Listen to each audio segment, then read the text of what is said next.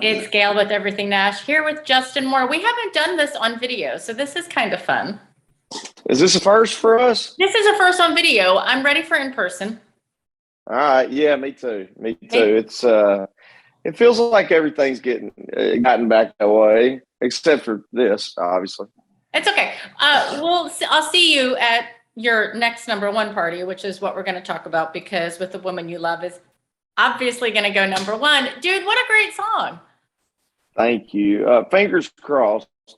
Yeah, it's funny. I've done a few of these interviews and talking. Everybody's going, "Oh, is this the softer side of you or whatever?" And early in our career, I think the first love song we put out was "Till My Last Day," and I remember kind of being a little anxious about putting it out or whatever, because I thought, man, we hadn't done that yet, obviously, in our career. And I think it was off the second album we put "Till My Last Day" out, and I'm like, I don't know if people want to hear this from me, or if it's going to work. And I don't know that we've put a love song out that hadn't gone #1 now, and so it's been kind of fun to see, people react to the different types of music we put out there, including love songs. And actually, Kate, my wife, this was, I don't know, 10 or 11 months ago, goes, you hadn't put a love song out in a long time.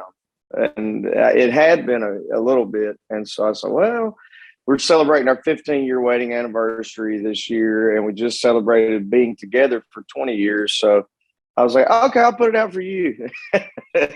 So, I feel like if your wife says you haven't put out a love song, that's a hint. Put out a love song. Yeah, pretty much. That's exactly right. So am I right in this? If this goes to #1, which obviously it will, this will be your 4th consecutive, 11th overall and 4th consecutive. Am I right? I don't know. I hadn't really thought about it. I think I'm right. But you very well could be. I know it'll be 11, but as far as consecutive, I don't know. Yeah, but could be. Does it feel like you've been around long enough to have 11 #1 singles? Almost 11? Some days yes, and some days no. It's crazy. This is our 15th year doing this, so I almost feel like we should have more. But no, each day's different. I mean, I'll look up and go, golly, I can't believe that this has happened, or we're doing this right now. The most surprising thing to me is that this is our 15th year. I mean, that's to me the most, like, golly, I can't believe that. But it's due to, people like yourself who have been really kind to us, radio. I mean, obviously the fans have been wonderful to us, but I remember coming out with a group of guys and gals, and there's only a couple of us still doing it at the level that we're, this particular level. Other folks are having great success in other ways, but it's pretty amazing, really. Well, okay, but don't sell yourself short, dude, because you also have continuously put out great music year after year after year. You have a really hard work ethic too. Yeah, I mean, that's a huge part of it. And then I've been very fortunate that my team around me has been really, really great. And my label, to be honest with you, you hear horror stories from other artists about what they're dealing with their record label. And I've been with the same record label my entire career. And the fact that they've continued to work their butts off for me and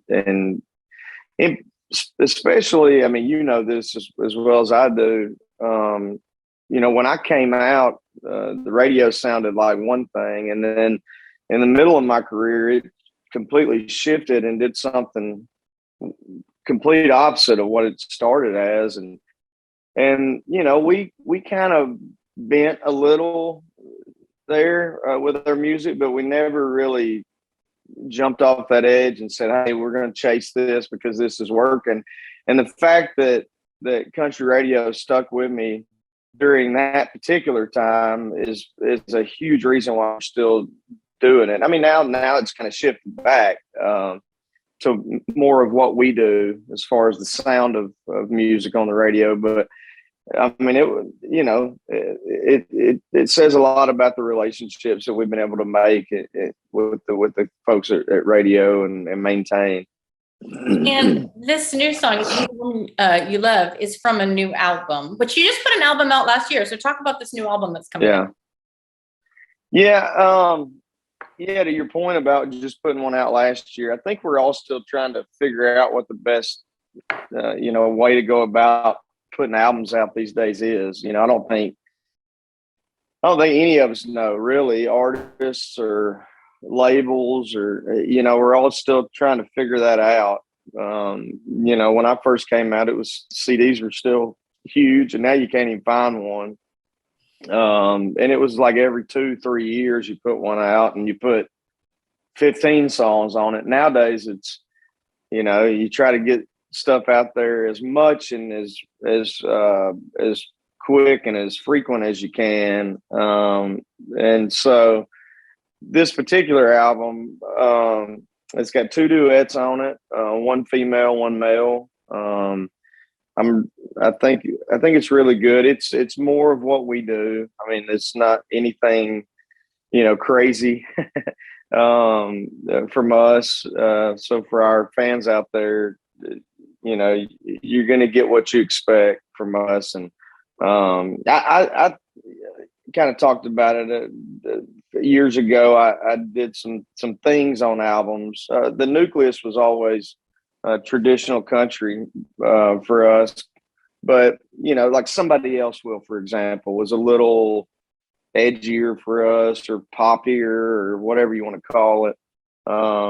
And I just kind of decided, hey, I'm best at this, and I enjoy doing this the most. And so it's more traditional, straight ahead country. But I think it's really clever writing. I think some of the ideas of some of the songs are maybe a little more clever than what we've done in the past, or a little more unique, maybe.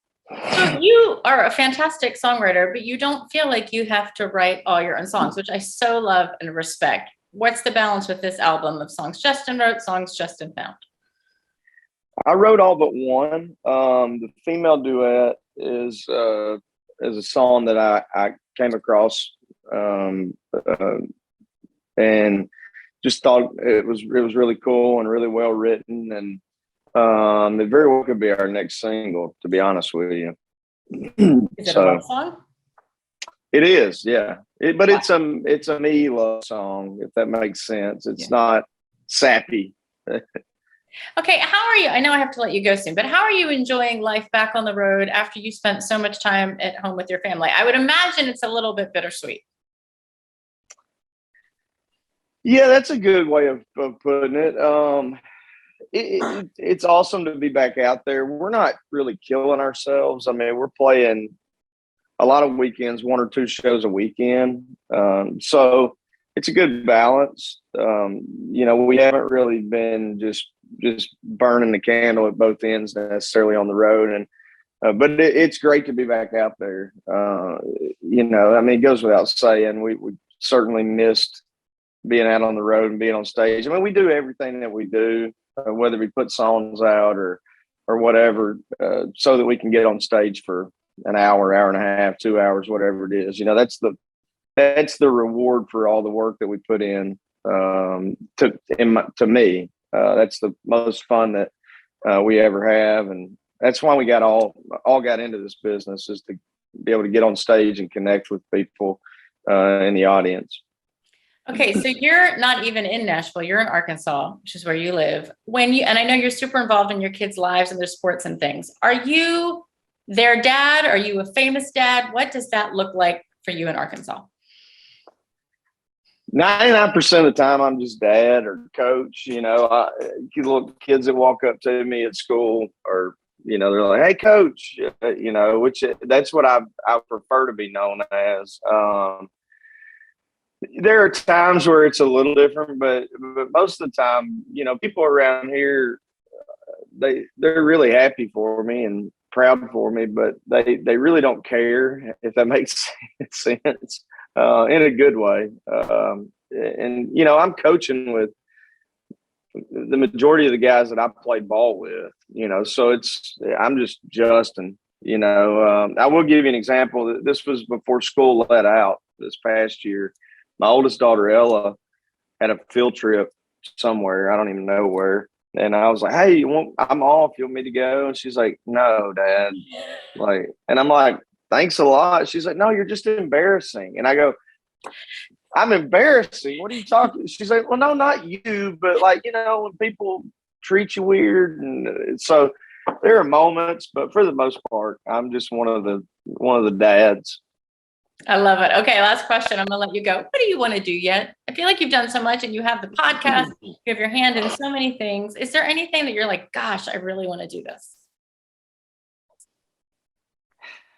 This is probably a terrible answer, but I've done so much more than I ever dreamed that I would do. I would love to become a member of the Opry, but at this point in time, I'm not willing to give up a Tuesday night softball practice to go to Nashville to play the Opry. I love and have so much respect for the Opry, and that could have happened by now, but being at ball practice on Tuesday night, coaching our catchers is more important to me, and that's just the honest to God truth. But down the road, that's something that I would love to make happen, and maybe there'll be an opportunity to do that down the road. But as far as anything else in this business, we've played so many shows that I'm just like scratching my head, going, "How in the hell did we wind up here?" And with the hit song, we've probably had 20 hit records, which is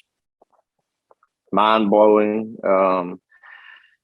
So I'm really content with our career, and I hope it lasts another 15, 20 years. And if it does, we're gonna go out there and try to make sure the fans each night appreciate or know that we appreciate it. If it doesn't, we'll still be out there doing it, playing music, and we'll appreciate what we've accomplished. So awesome. It's good to see you, my friend. Thank you so much. Good to see you too. Have a great rest of your week, and always good to talk to you.